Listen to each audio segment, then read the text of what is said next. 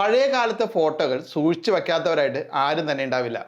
നമുക്ക് വളരെ വിലപ്പെട്ട ഓർമ്മകളാണ് ആ ഓരോ ഫോട്ടോയും. എന്നാൽ കുറേ കാലം കഴിഞ്ഞപ്പോഴത്തേക്കും അതിൻ്റെ ക്വാളിറ്റി ഒക്കെ നഷ്ടപ്പെട്ടിട്ടുണ്ടാവും.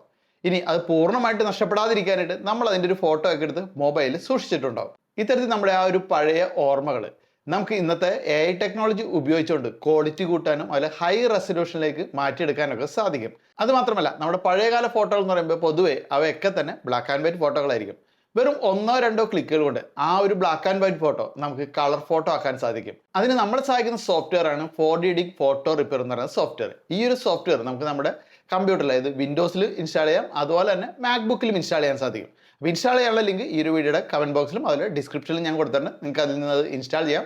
എന്തായാലും നമുക്കതെങ്ങനെ ഉപയോഗിക്കുന്നതെന്ന് മനസ്സിലാക്കിയിരിക്കാം. ആ ലിങ്കിൽ ക്ലിക്ക് ചെയ്താൽ നമുക്ക് ഇതുപോലെ ഒരു വെബ് പേജ് ആണ്. 4D AI ഫോട്ടോ എൻഹാൻസർ എന്ന ഈ ഒരു സോഫ്റ്റ്വെയറിലുള്ള നിരവധി ഫീച്ചേഴ്സ് ഇവിടെ രേഖപ്പെടുത്തിയിട്ടുണ്ട്. AI upscale image quality, sharpen image, reduce image noise, adjust photo colour, AI face corrector, colourise and restore old photos തുടങ്ങിയ ഈ സോഫ്റ്റ്വെയറിലുള്ള ഫീച്ചേഴ്സ് ഒക്കെ തന്നെ അവിടെ വിവരിച്ചിട്ടുണ്ട്. ഈ കാണുന്ന ഒരു ബട്ടൺ അമർത്തി നമുക്ക് ഫയൽ ഡൗൺലോഡ് ചെയ്യാം. ഫയൽ ഡൗൺലോഡ് ചെയ്ത ശേഷം അതിൽ ഡബിൾ ക്ലിക്ക് ചെയ്ത് കഴിഞ്ഞാൽ സോഫ്റ്റ്വെയർ ഇൻസ്റ്റാൾ ചെയ്യാം. വളരെ യൂസർ ഫ്രണ്ട്ലി ആയിട്ടുള്ള ഒരു ഇന്റർഫേസ് ആണ്. ഇവിടെ നമുക്ക് video repair, photo repair, file repair, audio repair എന്നിങ്ങനെ സെക്ഷനുകൾ കാണാം. താഴെയായിട്ട് DLL ഫിക്സർ, ഇമെയിൽ റിപ്പയർ എന്നിങ്ങനെയുള്ള ഫീച്ചേഴ്സും കാണാം. ഇടതുവശത്ത് AI എൻഹാൻസർ എന്നതിൽ ക്ലിക്ക് ചെയ്തതിനാൽ നമുക്ക് ആവശ്യമുള്ള AI ഫീച്ചേഴ്സ് കാണാം. Video enhancer, photo enhancer, video colouriser, photo colouriser എന്നിങ്ങനെ 4 ഫീച്ചേഴ്സ് ഇവിടെ ഉണ്ട്.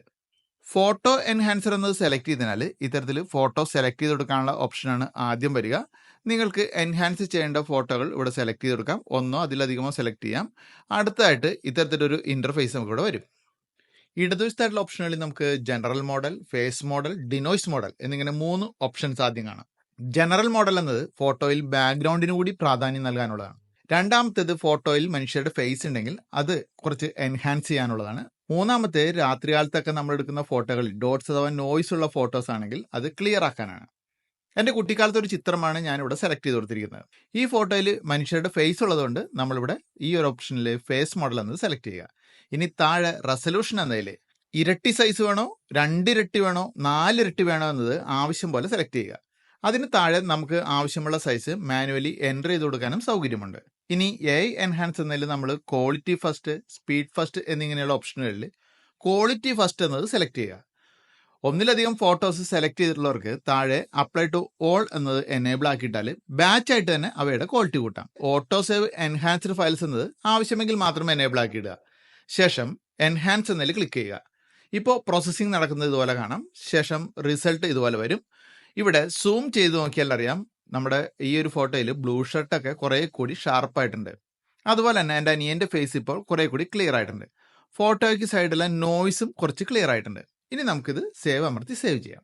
ഇപ്പം നമ്മളിവിടെ കൊടുത്ത ചിത്രം കുറച്ച് ക്ലിയർ ആയിട്ട് നമുക്ക് കിട്ടിയിട്ടുണ്ട്. ഇനി നമുക്ക് 1-2 ചിത്രങ്ങൾ കൂടി ഇതിലൊന്ന് പരീക്ഷിച്ച് നോക്കാം.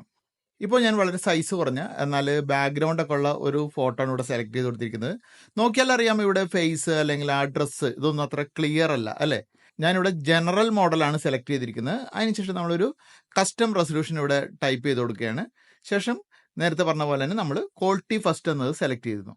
എന്നിട്ട് നമ്മൾ എൻഹാൻസ് കൊടുക്കുകയാണ്. ഇപ്പോൾ നോക്കൂ ഇതിൻ്റെ റിസൾട്ട് എങ്ങനെയുണ്ടെന്ന്. ഇവിടെ നമ്മൾ ജനറൽ മോഡലാണ് സെലക്ട് ചെയ്തത്. അപ്പോൾ അതുകൊണ്ട് തന്നെ നമ്മുടെ ഫേസ് മാത്രമല്ല, നമ്മുടെ ഡ്രസ്സ്, ബാക്ക്ഗ്രൗണ്ട് ഇതൊക്കെ തന്നെ കുറേ കൂടി എൻഹാൻസ് ചെയ്തതായിട്ടുള്ള നിങ്ങൾക്ക് മനസ്സിലാക്കാം അല്ലേ. നോക്കി ആ ഡ്രസ്സൊക്കെ സൂക്ഷിച്ച് നോക്കിയാൽ വളരെ നല്ല രീതിയിൽ നമുക്ക് ആ ഒരു ആഫ്റ്റർ എഫക്റ്റ് ശരിക്കും മനസ്സിലാക്കാൻ സാധിക്കുന്നുണ്ട്. ഡ്രസ്സൊക്കെ നല്ല അയൺ ചെയ്ത രീതിയിൽ നമുക്ക് കാണാം. ഇപ്പോൾ ഇവിടെ അതുപോലെ ആ ഡ്രസ്സും ഉണ്ടായിരുന്ന ആ ഡോട്ട്സ് ഒക്കെ പോയിട്ടുണ്ട്. ഇവിടെ ബാക്ക്ഗ്രൗണ്ടിലുള്ള ആ ഒരു മരങ്ങളും അതുപോലെ തന്നെ ആ ഒരു ഗ്രീൻ ലീവ്സും അതുപോലെ മൊത്തത്തിൽ അതാണ് ജനറൽ എന്ന് ഉദ്ദേശിച്ചത്. ആ ഒരു ചിത്രത്തിൻ്റെ മൊത്തത്തിലൊരു എൻഹാൻസ് ചെയ്യുക. അപ്പോൾ അത്തരത്തിൽ നല്ല രീതിയിലൂടെ എൻഹാൻസ് ചെയ്യപ്പെട്ടിട്ടുണ്ടെന്ന് നിങ്ങൾക്ക് മനസ്സിലാക്കാം. അടുത്ത് നമുക്ക് ഡിനോയ്സ് മോഡൽ ഒന്ന് പരിചയപ്പെട്ട് നോക്കാം. ഇവിടെ നമുക്ക് ചില ചിത്രങ്ങളിൽ ഡോട്ട്സ് അല്ലെങ്കിൽ നോയ്സ് ഉണ്ടാവുന്നത് റിമൂവ് ചെയ്ത് ആ ഒരു ചിത്രത്തിന് നല്ലൊരു വ്യക്തത വരുത്താൻ സാധിക്കും. ഇപ്പോൾ ശ്രദ്ധിച്ചറിയാം, ഇവിടെ ആ ഒരു മരങ്ങളുടെയൊക്കെ ആ ഒരു വ്യക്തത നല്ല ക്ലിയർ ആയിട്ട് നമുക്ക് ഇവിടെ കാണുന്നുണ്ട് അല്ലേ. മറ്റേതിൻ്റെ ഒരു മൂടൽ ഉണ്ടായിരുന്നു, ഇപ്പോൾ ഇവിടെ ഡോട്ട്സ് ഒക്കെ പോയിട്ട് ക്ലിയർ ആയിട്ടുണ്ട്. അടുത്തതായിട്ട് ഇതിലെ പ്രധാനപ്പെട്ട മറ്റൊരു ഫീച്ചറായ AI ഫോട്ടോ കളറൈസറാണ് നമ്മൾ ചെക്ക് ചെയ്യാൻ പോകുന്നത്. നമ്മുടെ കയ്യിലുള്ള വളരെ പ്രധാനപ്പെട്ട പഴയ ഫോട്ടോകളൊക്കെ ഉണ്ടാവില്ലേ, അത് ബ്ലാക്ക് ആൻഡ് വൈറ്റ് ഫോട്ടോകൾ, അതൊക്കെ നമുക്ക് നിമിഷ നേരം കൊണ്ട് AI ഉപയോഗിച്ചുകൊണ്ട് കളറാക്കാൻ സാധിക്കും. അപ്പോൾ ഞാനിവിടെ നമ്മുടെ പ്രേം നസീറിൻ്റെ ഒരു പഴയ ചിത്രത്തിൽ ഒരു ഫോട്ടോ എടുത്തിട്ടുണ്ട്. ജസ്റ്റ് അതെടുത്തു. ഇവിടെ 2 മോഡലാണ് നമുക്ക് കാണാൻ സാധിക്കുക, ജനറൽ മോഡൽ എന്നും അതുപോലെ ഫേസ് മോഡൽ എന്നാണ്. നമ്മളിവിടെ ജനറൽ മോഡൽ എന്നത് സെലക്ട് ചെയ്തെടുത്തു.